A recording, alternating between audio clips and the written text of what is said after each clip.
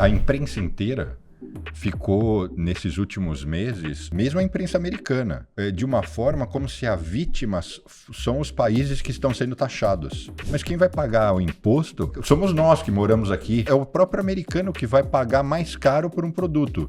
Se ele quer... E aí é onde eu, na minha opinião, não consigo entender. Se o foco é, no bom sentido, destruir a China, então era melhor tarifar gradativamente só a China, dar tempo para que as indústrias se movessem, estimulasse e criasse incentivo para que elas fossem para o México, para o Brasil. De forma secular, a economia americana se criou com o livre comércio. O Congresso tem poder para... Claro que barrar? Não, mas basta a maioria, tem que ter 2/3? Não, o partido dele, que hoje eu chamo... Eu não chamo mais de Partido Republicano, eu sou maldoso, eu chamo de PT, Partido Trumpista. Porque ele tomou o partido. Ele foi um pirata que tomou o partido. E o partido abdicou do seu poder como maioria nas casas do Congresso. É uma situação tão bizarra. O partido que era o paladino do livre comércio está concedendo esse papel ao partido que sempre foi mais protecionista, que é o Partido Democrata. E a própria China, cara de pau, se arroga hoje como arauto do livre comércio, ocupando espaço político que foi deixado por esse governo. Está começando mais um Wall Street Cast aqui direto de Nova York, no nosso estúdio na Times Square. Sejam todos muito bem-vindos. Eu sou Bruno Corano, obrigado pela audiência e pelo carinho. Quem ainda não segue o canal, aproveite, não esqueça de acionar o sininho e também não deixem de me seguir no Instagram, sempre @Bruno Corano. Eu sou bem ativo por lá.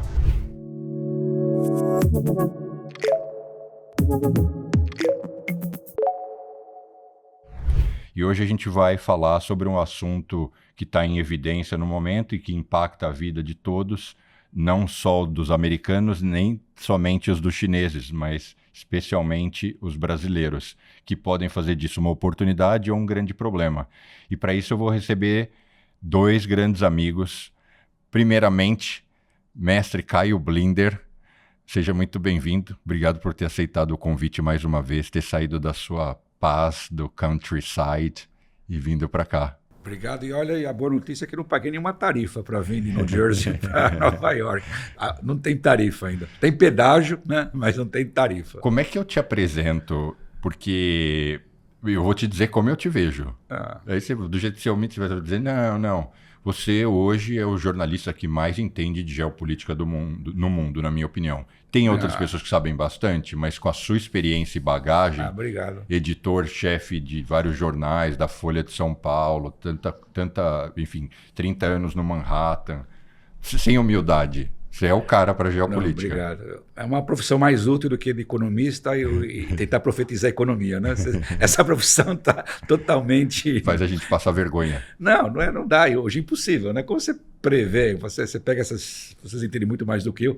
As empresas não conseguem sequer fazer guidance, né? Não, sabe? Então, para que vocês existem? Economistas, analistas de mercado, né? Então, eu valho mais do que vocês. E você continua consumindo jornal? Eu sei que não do jeito... Não como antes, de maneira tão sôfrega. Assim, mas você lê muito. Lê, acompanha, claro. Não tenho, vício é vício. Acho que você deve ler umas 4 horas por dia para mais. Quando eu não estou jogando squash, ou assistindo Netflix. Ou passeando com o Pelé. Ou passeando com o Pelé, o cachorro. Mas acompanho porque, na verdade, eu comecei na vida como consumidor voraz de notícias e depois eu passei a editar e comentar notícias. Então, na veia está essa... Você estudou jornalismo ou não? Porque lá atrás nem todo jornalista era jornalista. Infelizmente, eu sou da minha geração, era obrigado a ter diploma de jornalista para trabalhar.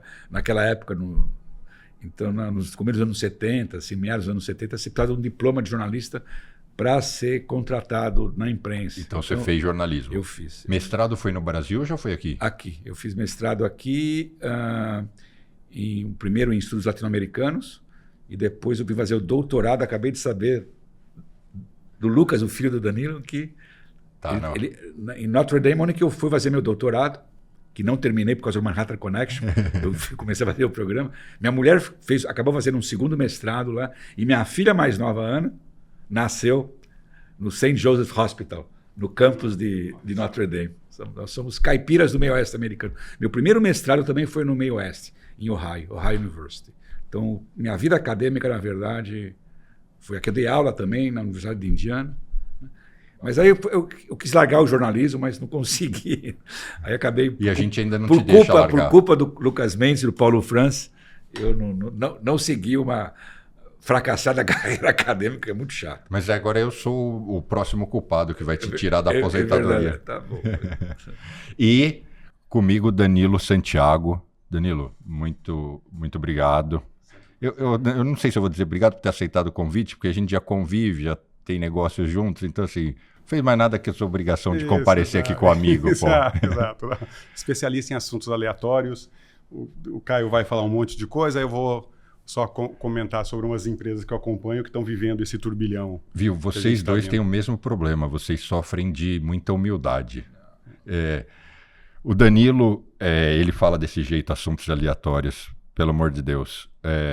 O Danilo tem um histórico invejável na indústria financeira. Hoje ele é tido como um dos 10 principais gestores de equities aqui nos Estados Unidos. Ou seja, um brasileiro que chegou nesse status e nesse nível está totalmente fora da curva.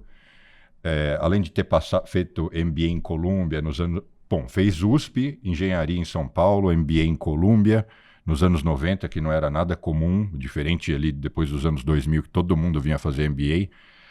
Ficou na McKinsey, que é o emprego, o objeto de desejo de todo mundo que sai das grandes universidades. Inventou uma tese que ele falou que ia dar certo e deu, e se tornou um grande gestor. Trabalhou em hedge fund, criou o dele. E hoje, e de onde vem nossa amizade? Eu acho que nem você sabe disso, Caio. Confesse. Mais ou menos algo em torno de 20 anos atrás, é impossível uma wealth management conseguir cuidar de forma competente do dinheiro de alguém, inclusive os seus milhões, se você quiser investir com a gente. E não tem como eu sozinho falar, eu vou resolver a sua vida. Porque assim como na medicina, se você quebrou o braço, você precisa de um ortopedista. Se você está com problema cardíaco, você precisa de um cardiologista e assim por diante. Finanças é igual. Se você, do momento que você recebe, vai cuidar do dinheiro de alguém, que é algo muito sério, eu diria assim, depois de família e saúde, ou saúde e família, vem possivelmente o dinheiro. E o dinheiro ainda impacta na saúde. E pode impactar na família. Esse ranking order muda de acordo com a pessoa. Eu estou nessa família ordem. Saúde, família acima de tudo. Então, você inevitavelmente precisa ter um time de excelência junto com você, porque senão você não consegue desempenhar um bom trabalho. Eu não consigo ser cardiologista, dermatologista, ortopedista, endocrinologista. Então, algo em torno de 20 anos atrás, procurando mais uma mente brilhante para incorporar nesse meu time de ultra especialistas. E aí eu conheci o Danilo. Por um acaso é brasileiro, o resto do time é americano. E aí eu me tornei cliente dele. E aos poucos a coisa foi crescendo, a gente foi criando... As estratégias são dele para essa gestão, então foi assim que a gente construiu.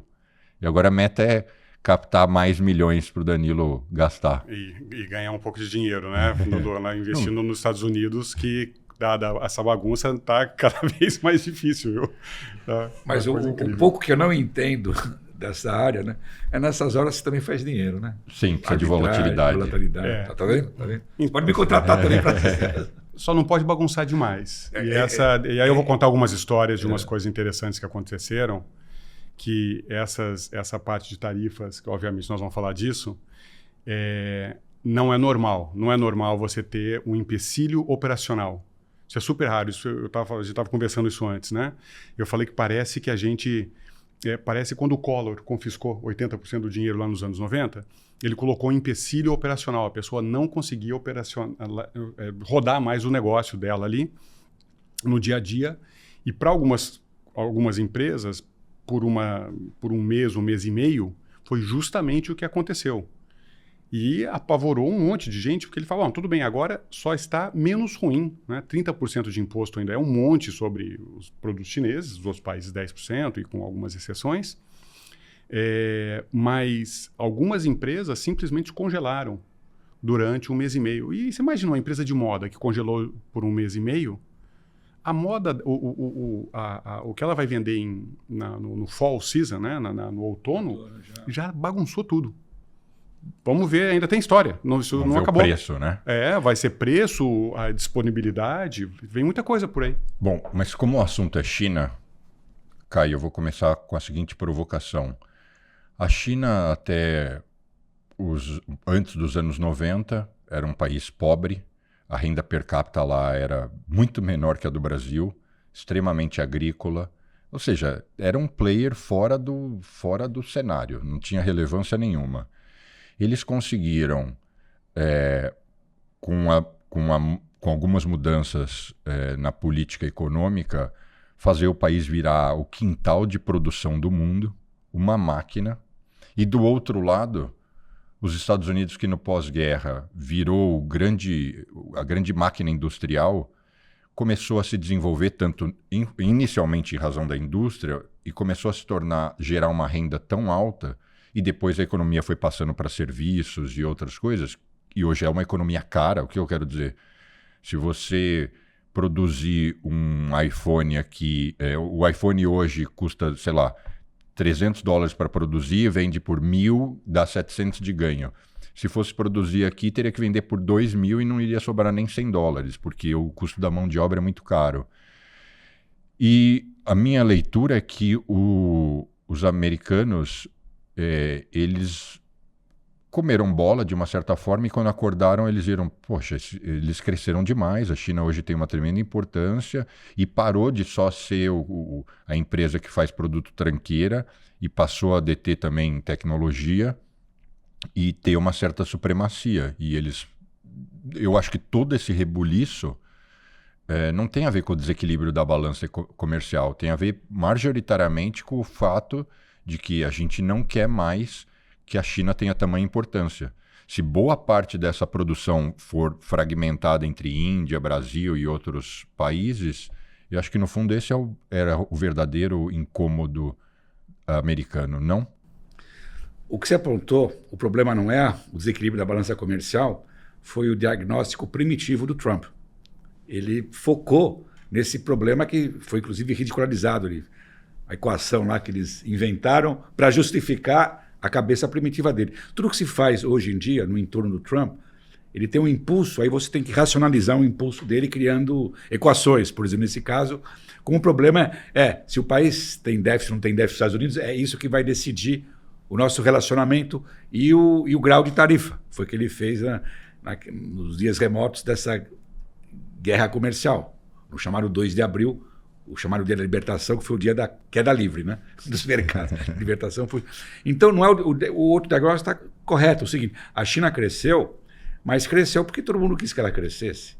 Porque era conveniente. Conveniente para todo mundo. Porque os próprios americanos viram o seguinte, eu vou produzir lá e eu vou ganhar mais dinheiro. Evidente. Você tem uma coisa melhor para o mundo do que um país sob regime comunista, com um sistema econômico semicapitalista, ou seja, não tem os problemas que você tem na Europa, nos Estados Unidos, países democráticos, sindicato, né? Protesto, claro, mão de obra barata, país ainda low hanging fruit, câmbio travado, disciplina, sabe? Tinha que subir em cima. Então, essa parte tudo bem, era uma coisa inevitável, é que houve uma aposta que não deu certo, especialmente se você citou os anos 90, o começo, que é o governo Clinton. Houve a seguinte aposta, olha, se esse país crescer e se abrir de forma econômica, o corolário disso vai ser uma abertura política. Então ele vai fazer parte do nosso maravilhoso mundo que nós temos. De ativos, ou seja, vamos tomar conta em algum grau lá. Não, sim, por exemplo, você pegava como era até agora, Estados Unidos e Europa Ocidental, Japão, são países que podem ter competição econômica, rivalidades econômicas, disputa para o mercado, mas sempre houve uma afinação de valores, o tipo de sistema econômico, político, que vai funcionar. E era um win-win para todo mundo. Mas a China não cumpriu essa parte do contrato. Ela cresceu de forma econômica e precisa crescer muito. Por quê? Inclusive para legitimar o tipo de sistema político que ela tem. O contrato que ela fez com sua população é o seguinte, olha, vocês não abrem a boca, não enchem o saco, trabalhem e todo mundo vai subir junto. Mas a gente manda. O partidão manda. E o partido era uma coisa colegiada antes. Hoje é uma coisa... sistema de ditador único, o Xi Jinping. Então a China ia crescer e sempre teve uma espécie de de busca do tempo perdido. A China já foi uma civilização, um império muito importante. Ela quis voltar a esse império. Ela foi muito tempo explorada, especialmente no século XIX, pelas potências coloniais europeias, né? Então ela ia crescer, era uma coisa inevitável. Sabe, com o fim dos impérios coloniais europeus, com o fim da União Soviética, a Rússia nunca vai ser o que foi a União Soviética. Nunca foi em termos econômicos, só militares e geopolíticos. Então a China passou a ser, obviamente, o grande competidor da única superpotência, que é dos Estados Unidos. Mas sempre houve uma relação de cooperação e competição. E foi desequilibrando, até o ponto que hoje esse conflito era inevitável. O conflito geopolítico entre Estados Unidos e China é uma coisa inevitável. É a história do século XXI. Agora, o que acontece? Em termos puramente geopolíticos, não vou nem entrar na economia, vem o Trump, depois do governo Biden, dos anteriores, que também já sinalizavam, claro, já sinalizavam que, obviamente, tem a competição. Mas se você vai ter que competir contra um inimigo ascendente tão poderoso, você não pode hostilizar, enfraquecer seus próprios aliados. Então, se você... O que o Trump fez, em termos puramente geopolíticos, falou, Europa, vire-se, problema é de vocês. Eu não vou sair em defesa da Europa se o Putin mexer com vocês. Em termos econômicos também. Então, ele veio com os tarifaços, reverter uma coisa que o Obama tinha feito corretamente no governo dele. Falou, escuta, nós temos que criar a parceria transpacífica, todos os países do Pacífico na época, em termos comerciais, para quê? Para criar um bloco contra a China. Ele não topou isso. Conclusão da história, a China pegou essa bandeira e ela criou uma parceria transpacífica com todo mundo, menos os Estados Unidos. Então, hoje a situação que está, a China cresce, os aliados dos Estados Unidos têm medo dos Estados Unidos, porque não podem confiar no seu aliado. Ele pode vir nesse momento. Nesse momento, ele não pode confiar. Então, você vê o que está acontecendo no mundo. Os Estados Unidos, nessa coisa de America First, ele está sem seus aliados tradicionais, tanto em termos políticos como econômicos. Porque não tem regras mais do jogo.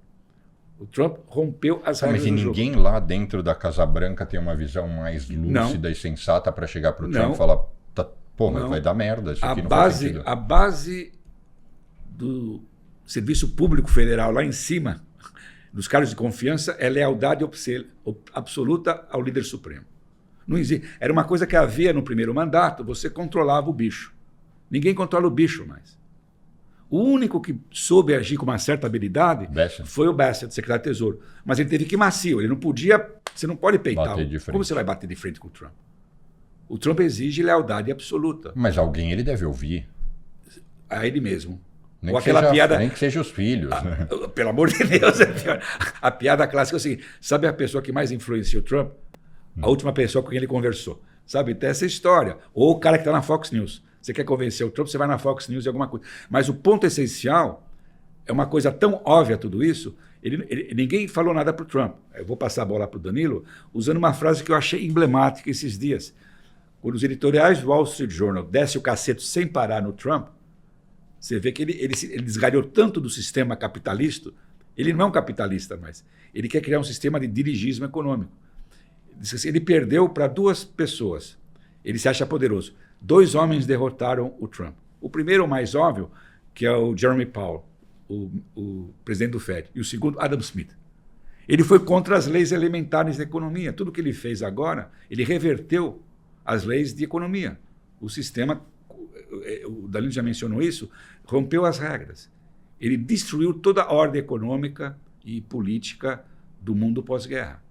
E não sabe construir uma coisa no lugar. Mas o que ele está fazendo? Ele está recuando. Mas ele tá ainda bem que são só mais 3 anos e meio. Você está otimista. Você imaginou, a gente comentou agora, você imaginou esse frenesi que nós vivemos há 3 anos? O sistema não aguenta.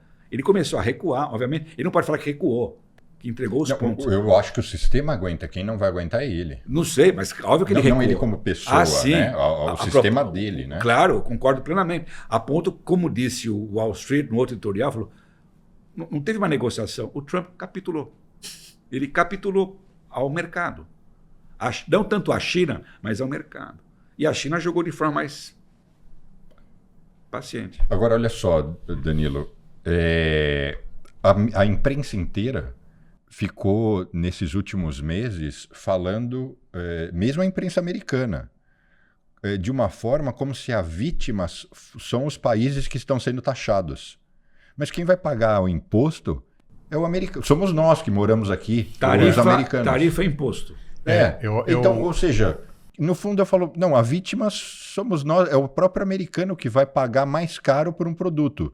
Se ele quer, e aí é onde eu, na minha opinião, não consigo entender. Se o foco é, no bom sentido, destruir a China, então era melhor tarifar gradativamente só a China, dar tempo para que as indústrias se movessem, estimulasse e criasse incentivo para que elas fossem para o México, para o Brasil, para a Índia. Não era México e Brasil. Ele quer uma coisa, desculpa te cortar, uma coisa bizarra. Ele queria a chamada Renascença Industrial Americana. Não, mas isso é impossível. Eu sei, mas é o projeto dele. Não, eu sei, mas daí isso é... Sim, é uma fantasia. Ele quer voltar aos anos 50. Isso não é impossível, assim, não para em pé, né? Onde eu estudei, onde que teu filho estuda.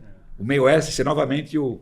Um país que tem hoje, acho que está com 88 mil dólares de renda per capita, é a maior renda per capita do mundo. Como é que vai se reindustrializar com coisas de pouco valor agregado? Isso não tem volta. Impossível.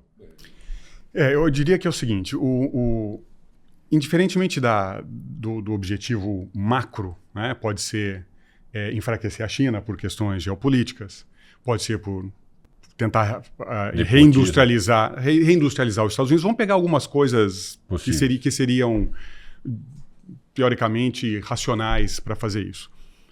Você pode até concordar com isso e já que existem conflitos internacionais, talvez faça sentido produzir algumas coisas aqui. Essa parte, enfim, eu deixo para quem gosta disso discutir. O próprio Covid mostrou isso. Isso, exato. Não tinha equipamento médico. Então, obviamente, tem um fundo estratégico produzir algumas coisas no seu país.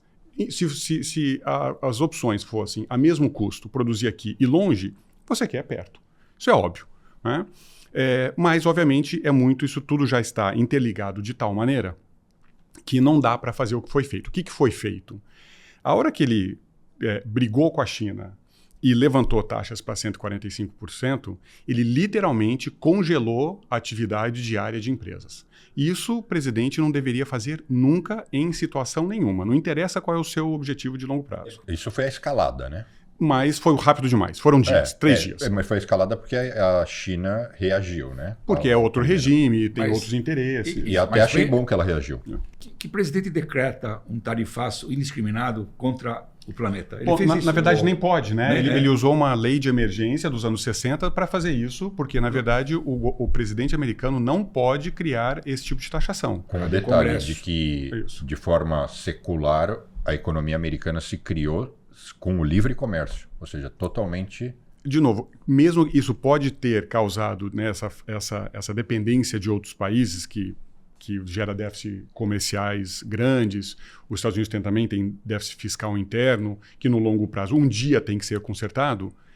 De novo, isso é outra discussão. Mas o modo como foi feito tem uma série de coisas que não funcionam. Primeiro foi congelar a empresa. Então pensa numa empresa que vende batedeira nos Estados Unidos. Não existe mais fábrica de batedeiras, né? Nos Estados Unidos não dá mais para produzir aqui. Caro demais. E nem existe a cadeia produtiva. Quando ele colocou esse tipo de imposto nessa magnitude, as empresas que eu acompanho, que vendem esses produtos dentro dos Estados Unidos, simplesmente ligaram para suas empresas na China, os seus fabricantes, né, na China, e falaram, não coloca no navio. Segura aí. Se colocar no navio, é o dia que coloca no navio, não é o dia que chega aqui. Paga-se o imposto. Bom, tudo bem, agora abaixou para 30%. Mas hoje o Walmart já... Mas 30% ainda é um absurdo. É muito. O Walmart teve o seu earnings release e falou, vou ter que repassar preço. Para o consumidor. Para o consumidor. Então, na verdade, imposto, esquece 145, de 10%, 20%, 30%. Duas coisas. Primeiro, uma tarifa é um imposto e quem paga é o americano na hora que ele desembaraça o produto no porto americano. O chinês fabricou a batedeira e colocou no navio, ele recebe lá os seus $100. Ele recebe igual. Igual. Aí ele pode ter uma carta de crédito, e uma hora que ele apresentar o invoice que ele colocou free on board, né, livre no navio, ele recebe o pagamento e ali não é mais problema dele. Como não deveria ser, porque o que o chinês tem a ver com o desembaraço de uma mercadoria no país de destino do outro lado do mundo? Então, o chinês ele não tem mais nada a ver com aquilo, quem paga é quem então importou o produto. Então imagina, você comprou uma batedeira de 100, pagava 0,10% de imposto, ou seja, $10. Agora, o pessoal do Customs americano fala, não, agora você tem que pagar 145. Não, acho que não pagava nem isso. Exato, depende. Não, a tarifa variava entre 0 a 2%. Exato. Então, não era de 0 a quase nada, É. e agora você tem que pagar por batedeira 145% se ela foi enviada. E algumas foram. Mesmo com essa... Porque, na verdade, vamos lembrar, é uma trégua, né? Não é que... Não está resolvido. 90 dias de... Ou seja, a incerteza continua. Exato. São as tarifas mais altas desde 34. Em 90 anos você não tinha tarifas tão... E lembra que aconteceu nos anos 30. Não é um bom parâmetro, né? Você não quer repetir os anos 30, né? Mesmo que a gente não tenha todo aquele caos financeiro né, de 29 para frente, você tem, primeiro, aí você dispara quando você faz isso. Então, vamos lá. Primeiro foi um embargo. Ele congelou essas empresas e vai ter consequências. Nós vamos ver isso em vários meses de empresa falando, olha, eu não tenho produto porque eu não consegui importar na China, da China uma peça que eu precisava para fabricar alguma coisa. Esse é o primeiro impacto. Agora, o que ele gera duas coisas óbvias. Inflação. Isso vai gerar, o Walmart vai repassar o preço. E ele gera também imposto. Isso é um imposto em cima do americano. Quem paga é o consumidor americano através desse repasse de preço. A economia americana, isso eu vejo. Esse é o meu trabalho. Então, tem lá 60 e tantas empresas que eu acompanho.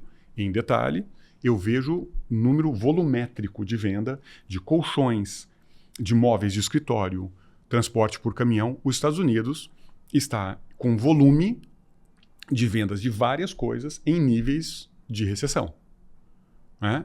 Ora, se você quando a economia está fraca, se você colocar imposto em cima, isso ajuda você a chegar mais perto de uma recessão formal. Porque às vezes, enfim, tem um monte de números e ajustes que são feitos nos números genéricos de PIB, né, de PIB, que talvez uma empresa, uma grande parte do país esteja sofrendo, e esses números ainda não refletem aquilo exatamente como eu vejo. Eu vejo muito antes e de forma muito mais detalhada.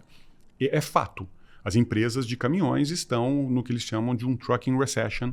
Estão todos eles comprando menos caminhões, e assim, enfim, nessa parte do ciclo financeiro.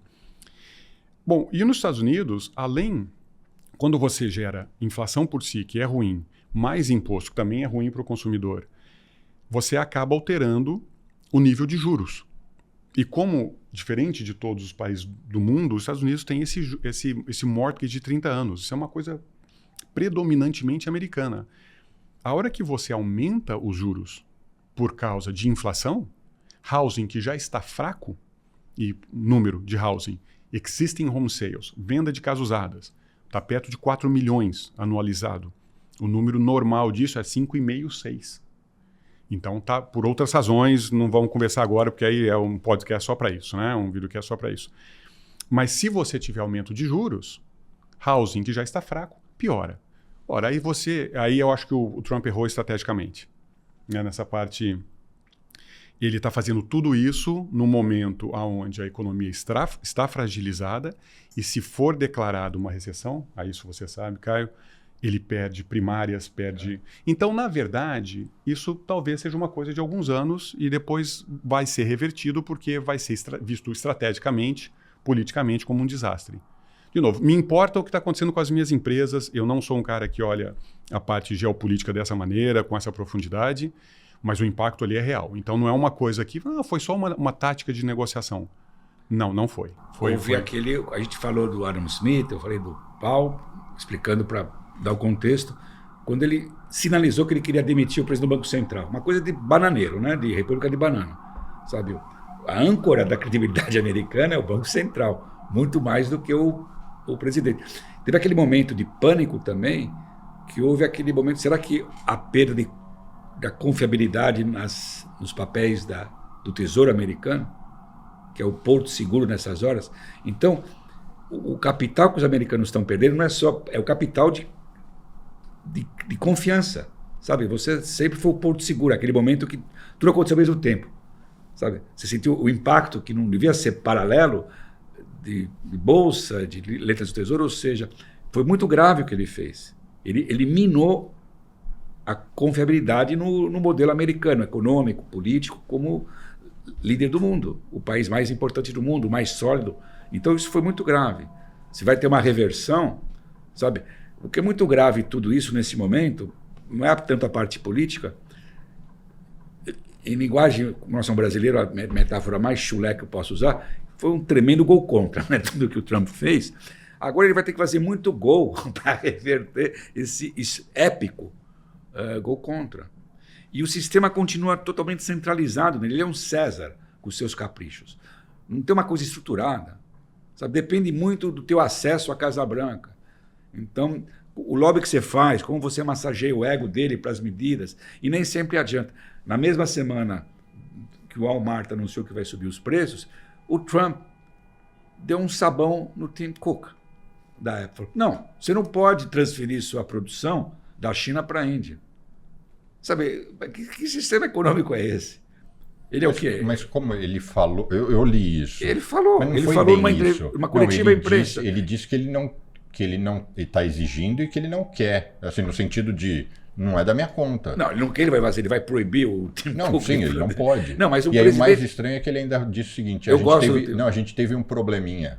Sabe? Eu e o cara. Mas é isso que eu estou dizendo. Sabe? Ele se comporta dessa maneira como um César, como um senhor feudal. As relações que ele tem com os atores políticos e econômicos, ele tem a posse de tudo. Não vamos, sabe? Não estou discutindo ética, eu estou discutindo a maneira, sabe? A palavra é a seguinte: ele é um presidente que intimida os atores econômicos e políticos. Como você vai atravessar o Trump? Sabe? Tudo que acontece com os grandes escritórios de advocacia, o mundo corporativo, você tem, sabe? É muito complicado você peitar o Trump. Bom, ele vem com tudo para cima de você. Mas vamos olhar de uma maneira, tentar transformar uma situação bizarra em algo um pouco mais racional. Ele só pode ter, só pode ter sido disparado porque, de alguma forma, ele queria tirar ou diminuir o déficit da balança comercial, ou reindustrializar, que é impossível, e que também a balança comercial não é... Eu não vejo como relevante o problema da balança ter déficit. Claro. Ou ele queria despotencializar a China.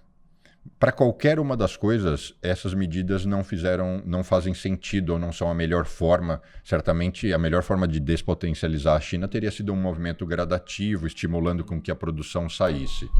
Fez toda essa bagunça, mas o que a gente enxerga, o que eu enxergo essas tarifas não têm como ser mantidas nem nos 30%, porque isso vai disparar um processo inflacionário que vai deteriorar a economia americana mais do que ela já está deteriorada. Então isso vai cair. Ou seja, o fato é que entre o nada que ele tinha feito e toda essa bagunça, é muito possível que a gente volte quase na mesma fotografia de 100 dias atrás. Ele perde a razão de ser o Trump. Porque ele pode ter muitas loucuras, caprichos, inconsistências, mas uma das raras coisas que ele sempre manifestou consistência, a obsessão tarifária dele, que é dos anos 80. Quando ele era um mero personagem dos tabloides de Nova York, na época a culpa de tudo era do Japão, né? Agora voltou. Então, na verdade, fala assim, mas o Trump falava, que ninguém levava a sério o Trump na campanha eleitoral. Ele falava que ia ter tarifa. Falava, não é possível. Sabe, porque, ocasionalmente, ele não podia tomar o caminho que ele tomou. Ele tomou. O Congresso tem poder para Claro que barrar? tem. Não, mas tem em que... Como basta a maioria, tem que ter 2/3? Não, o Congresso simplesmente... O partido dele, que hoje eu chamo... Eu não chamo mais de Partido Republicano, eu sou maldoso, eu chamo de PT, Partido Trumpista. Porque ele tomou o partido. Ele foi um pirata que tomou o partido. E o partido abdicou do seu poder como maioria nas casas do Congresso. O partido é uma situação tão bizarra. O partido, que era o paladino do livre comércio, está concedendo esse papel ao partido que sempre foi mais protecionista, que é o Partido Democrata. E a própria China, cara de pau, se arroga hoje como arauto do livre comércio, ocupando espaço político que foi deixado por esse governo. Então, obviamente, o que vai acontecer com o Congresso? Os republicanos têm mais medo do Trump do que do caos. Isso chega agora. Quando começar a população sentir melhor, cair a ficha de tudo que o Danilo mostrou, sabe?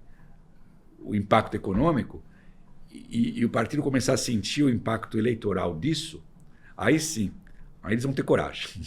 Porque aí vai ter que dizer, o que é mais importante? E aí eles vão ter coragem de confrontar o Trump.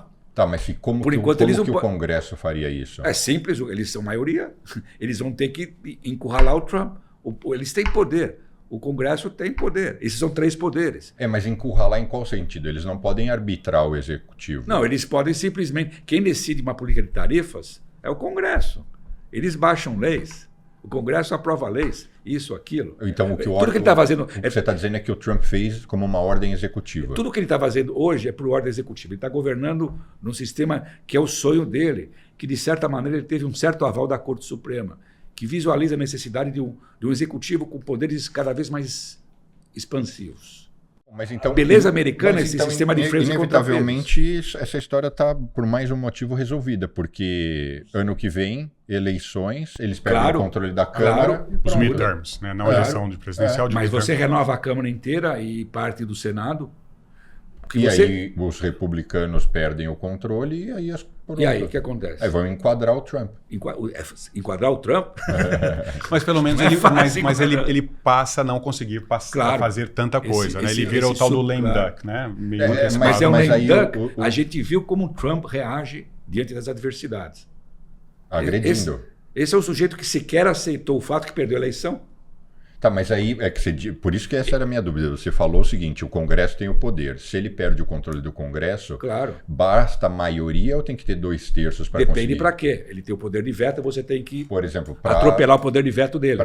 Para impor uma nova regulamentação tarifária. Não, qualquer coisa, o presidente pode vetar uma lei. Aí você tem que amealhar os 2/3 para derrubar o veto do presidente. Aí vai ser um confronto político, vai depender isso como... só se o país virar de ponta cabeça. Não, depende como... Sabe, a questão do Trump, se ele vai ceder o poder dele de maneira elegante, silenciosa. O quadro que você espera, sabe, ele fez um monte de coisa hoje em dia, de aparelhar o sistema judiciário, o Ministério da Justiça, esse tipo de coisa. Depende de como ele vai reagir. Há uma perda. Ele foi com tudo. E do lado dele, ele fez correto. Foi a tática. Nós temos que avançar com tudo no começo do meu governo. Eu vou deixar todo mundo desnorteado. Ele, sabe, é o cara que decretou 150 decretos-lei. E um monte de coisa está tudo empacado na justiça. Vem mais alguma bomba econômica? Então, na verdade, porque essa é a minha vida, né? Eu tenho que, em algum momento, decidir qual é o meu cenário base. E eu tenho que modelar isso em 67 empresas. Não tem jeito. Tá? Então, eu discuto isso tudo e eu falo, bom, e agora? Você faz o quê? Então, o que eu acho que é uma mistura dessas duas coisas. Onde o Trump realmente está fazendo muita bagunça, mas vai ter reação. É onde ele acaba perdendo um pouco de controle. Então, o que eu tinha antes, principalmente dessa bagunça tarifária? Eu tinha 2025 como aquele ano de final de uma pequena barrigada econômica. Isso quando você fez essa avaliação? Na época da eleição ou antes? No começo do ano, enfim, o que eu já tinha para as minhas empresas antes da posse dele, você diz. Depois da eleição, antes da posse? Até no começo da posse ali, porque, enfim, não tinha ainda acontecido tanta coisa nesse sentido. Então, era uma economia fraca que aí depois ia começar a se recuperar, 26, 27, 28. Mas 25 era aquele ano final, parecido com 2024, um ano morno, porque tem muita indústria ainda que está se corrigindo dos excessos de estímulo da pandemia. Tudo no mundo, no meu mundo, demora anos para acontecer. As empresas, né, os ciclos industriais e econômicos demoram anos para você ver ali nos números das empresas. Bom, o que eu mudei? Eu agora estou chamando 25 um ano de recessão média. Pensa 2001, 2002, 91, 92, não 2008, 2009. Que 2008, 2009 é o caos. Ali é quando o sistema financeiro quebra, o sistema de construção de casas americanos implode, sai de 2 milhões de casas sendo construídas por ano, vai para 500 mil e fica lá 3, 4 anos. Um cataclisma econômico de atividade real e financeira. Não é isso que eu estou projetando porque o sistema financeiro está menos alavancado, eu não estou vendo o mecanismo de transmissão. Se ficasse imposto de 145%, aí eu falo, bom, aí nós vamos para uma situação 2008, 2009, mas o fato é que não fica.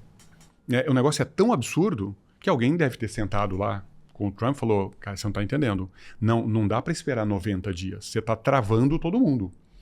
Então, aí ele foi lá e fez um post falando que 80% era o que ele achava, e está em 30%, e de repente cai eles vão anunciar aí que fizeram um acordo com fetanol, né, com todas essas drogas, elimina o 20%, fica 10%. Nesse cenário... É alto ainda. Mas tirou os bodes da sala, mas a sala continua fedida, né? A sala continua fedida. Tirou os bodes, mas ele já causou tumulto no fluxo operacional de várias empresas e ele realmente está diminuindo confiança do CEO que eu olho. Como é que eu vejo isso? Não é só pelo que fala o CEO, é a hora que eles começam a anunciar capital expenditures, né, o CAPEX, né, menor. Isso é fato. Todas estão anunciando agora CAPEX menor. E eles podem reduzir ainda mais. Então, isso já aconteceu. CEO de empresa não gosta de incerteza. Porque se ele pula para um lado, a bola vai para o outro, vão culpar o cara. Então, uma das empresas que eu acompanho, que foi pega no olho do furacão dessa bagunça toda, a CEO já foi despedida. Ela deve ter tido literalmente um pânico, ou ela brigou com o board, coisa super estranha. Qual empresa? A Helen of Troy, que vende batedeira, vende utensílios domésticos, vende purificador de ar, vende... Se você pegar a marca Revlon, de produtos para cabelo, eles têm os direitos da Revlon, compraram faz uns 3 anos, pagaram 70 milhões por 100 anos. Para fazer os equipamentos. É uma empresa puramente americana? A empresa é americana no sentido que ela vende nos Estados Unidos, né, se você for no Whole Foods e comprar lá um utensílio para cozinhar da OXO, com aquele umas borrachas pretas, sabe qual eu tô falando? Excelente qualidade. Tem no Brasil importado, né? Mas isso, até no tem Brasil. Hydro Flask, que são de containers térmicos para o pessoal, ou Osprey, que é de acampamento, que é uma marca forte. Exato. Osprey, tudo deles. Tudo deles. Então é o que eles fazem, eles são agregadores dessas marcas e o que eles fazem? Eles desenham os produtos e têm parceiros para produzir pelo mundo. Esses caras não foram para a China porque eles queriam participar de um plano global. Cara, eles foram atrás de quem produz num certo preço e é bom o suficiente para entregar esses produtos de alta qualidade. Se não vai para a China, vai para a Indonésia, ou vai para o Exatamente. Vietnã. Então, na verdade, não é plano de ninguém. Simplesmente, quando começou a ter uma série de facilidades para você fazer uma série de transações globais, uma empresa como a Helen of Troy vai procurar o melhor fornecedor. Eu sou de Franca. Cara, quebraram todas as fábricas, as grandes fábricas de sapato dos anos 80, foram todas quebradas. Gucci, Coleran, Nike, eram tudo feitos em Franca. E isso, na verdade, o quê? Esse pessoal de Franca tinha um plano contra os Estados Unidos? Não tinha nada. Mas na cabeça do Trump, ele funciona assim. O mundo quer nos achacar. O mundo quer nos... Sabe, não tem uma conspiração diabólica.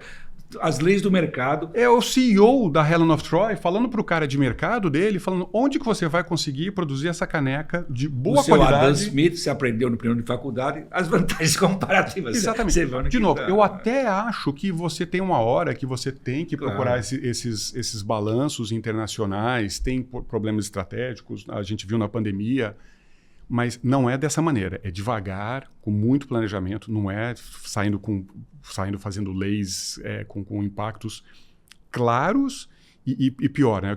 Quando ele declarou esses 145%, ele literalmente parou a operação.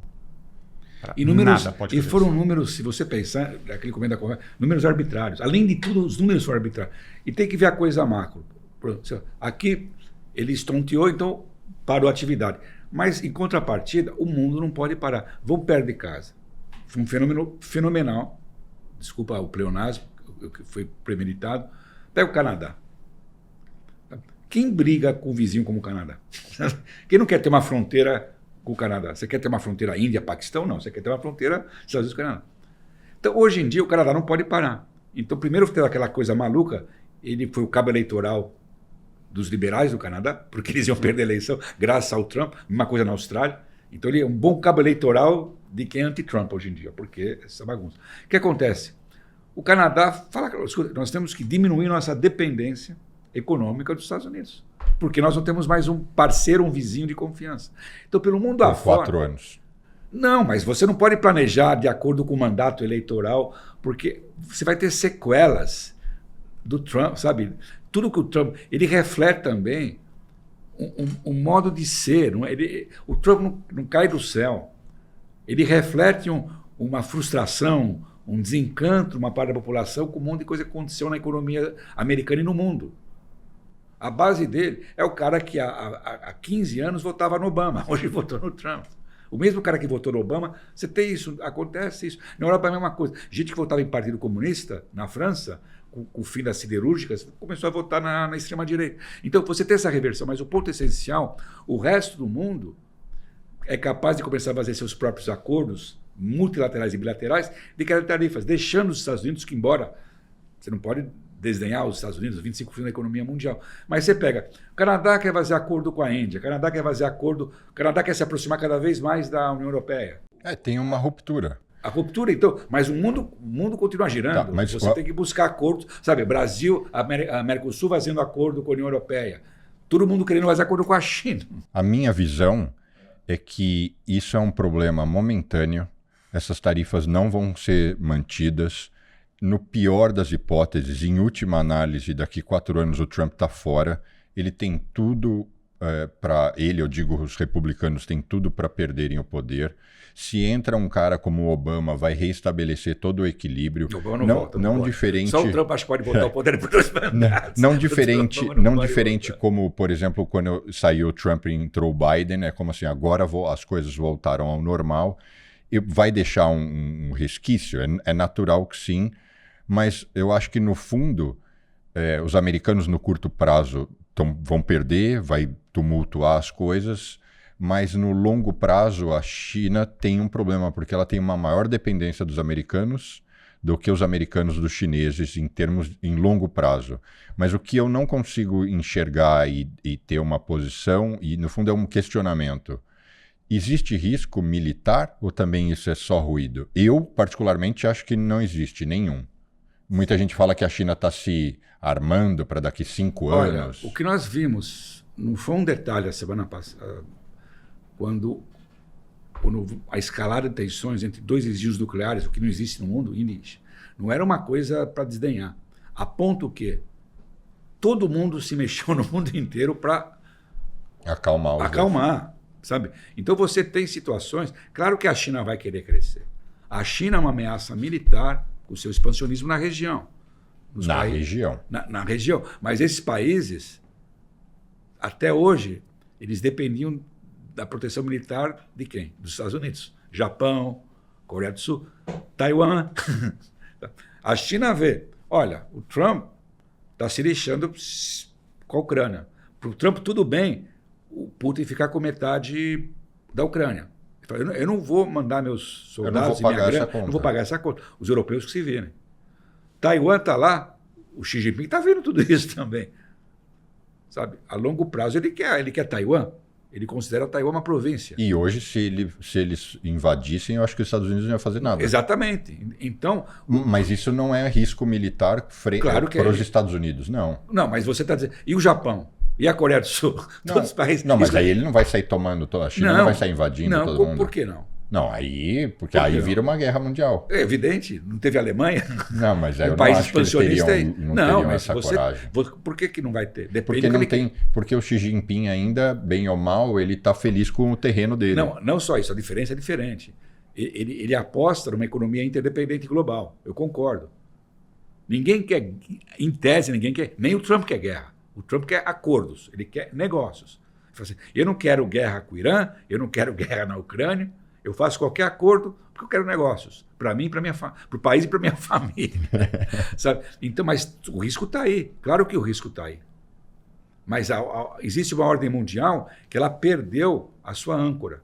foi a ordem. O Trump falou assim, todo mundo quis pegar carona nos Estados Unidos depois da Segunda Guerra Mundial, em termos econômicos, militares, geopolíticos, etc. Claro, em contrapartida, quem dirigiu o ônibus? Os Estados Unidos. Tá meio sem motorista agora no mundo. Danilo, rapidamente, quais seriam suas considerações finais para um assunto que é tão complexo, tão extenso, tão profundo e que eu acho que a gente precisaria de um podcast de 6 horas? O meu, então, eu falei só que eu fiz para 2025, né? Que 2025 eu falo que é uma recessão normal, mas depois eu volto à normalidade.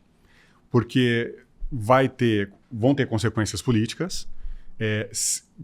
A economia, quanto mais ela piora, mais ela faz o cenário. Os republicanos perdem o controle no midterms, mais provável, e faz mais provável ainda o próximo presidente ser democrata. Então, os Estados Unidos têm uma reversão. As coisas voltam. Aí os Estados Unidos têm uma reversão à média muito grande, que na verdade é por isso que eu invisto aqui. Tem bagunça, mas volta à média. Bagunça e volta à média. Isso é importante, porque se não reverter, não adianta eu estudar o passado. Entendeu? Então é por isso que eu tenho um bias com isso, essa reversão à média. Bom, aí se começar a ter guerra mundial, acabou, né? Ainda bem que eu não tenho que ficar de olho em 67 empresas. Pois é, eu tenho... Eu provoco vocês dois, para acabar meu pitaco aqui. Eu não tenho uma visão, eu não acho que isso é temporário, eu acho que o Trump reflete tendências. É isso que eu queria dizer. Não é uma coisa pessoal, se eu gosto ou desgosto do Trump, ele não caiu de paraquedas. Existe uma ala muito forte nesse movimento trumpista, que hoje é encarnada pelo vice-presidente, um cara de 40 anos, o Vance, que é uma visão de mundo mais isolacionista, esse negócio de America First. Nós estamos antes de tudo, nós temos que cuidar do nosso quintal e nós queremos ficar meio alheio ao mundo. Então, acho que essa tendência é para ficar. Olha, se você pensar em outro país, com todos os estragos que o Trump fez, ele perdeu a popularidade. Mas ele tem ainda 40%, 45% do país. Ainda. Não, mas tô dizendo, você vê que ele é uma base muito fiel. Porque são, não vou dizer extremistas, mas se ele matar uma pessoa aqui na Times Square, ainda assim vão achar que está tudo certo. Foi o que ele mas falou. Mas na hora que pegar no bolso, sim. Aí a coisa eu acho que é quando muda aí. Espero que sim. Quando pega no bolso, acabou a amizade, acabou o casamento. A brincadeira que teve, ele teve um momento Maria Antonieta, né? Um tempo atrás, que ele falou assim, não, meninas, negócio da China, não vamos conseguir mais importar tanto brinquedo para o Natal, tanta Barbie, não sei o quê. Fica só com 2 em vez só de... 2 e 3. Ele falou, vocês não têm pão, né? Então se virem, não tem, sabe? Então ele se preparou, se não tivesse recuado, de fato você não ia comprar talvez nem duas Barbies. Se gerar recessão, aí não tem jeito, acaba. Aí eu acho que esse é o ponto, né? Tudo depende. A sua ação de hoje gera uma reação lá para frente. A impressão que eu tenho, essas coisas são extremamente difíceis de prever. É difícil prever quanto que uma empresa de caminhão vai transportar daqui 6 meses. Mas a impressão que dá é que ele bagunçou a economia. Isso vai se refletir na parte econômica, com enfraquecimento. Vai voltar depois, mas pode ser tarde politicamente. E aí isso dá eles perdem o controle durante os midterms e depois vamos ver se o Vance consegue ficar e ser relevante. Porque se eles perderem, ele desaparece. Claro, né? ele desaparece. Vence, agora, só para provocar vocês dois, né? Lembrando que eu vou chamar de América Corporativa, Silicon Valley, todo esse pessoal, eles apostaram no Trump na eleição do ano passado. Né? Não, esse negócio ele vai fazer as coisas que a gente quer. Vai ter menos desregulamentação da economia, ele vai realmente turbinar inovação, inteligência artificial. E agora, erraram. Né? Espero que vocês estejam errados, falando em nome dessa... Sabe que está tratando muito, como se diz, de forma muito casual, né? O dano que isso está causando. Eu acho que o dano o dano é enorme, sistêmico. Mas é reversível. Economicamente, né? É o pileque que... Então, quando que está marcado o nosso próximo para a gente tomar nota, para a gente... 100 dias. Essa gravação o pileque vai ficar muito mal para a gente. Né? É encher a lata, estragar o fígado, mas ele recupera, ele aguenta. Senhores, muitíssimo obrigado. Realmente, eu acho que vale aí uma parte 2 dos próximos capítulos. Obrigado, Caio. Obrigado, Danilo. Pode estar com vocês dois. E Obrigado também para você que nos acompanhou até aqui. Não deixe de dar o like, seguir o canal, acionar o sininho. Espero que vocês tenham gostado. Quem quiser acompanhar as minhas postagens, eu sou bem ativo no Instagram, @Bruno Corano, e a gente se vê semana que vem. Obrigado.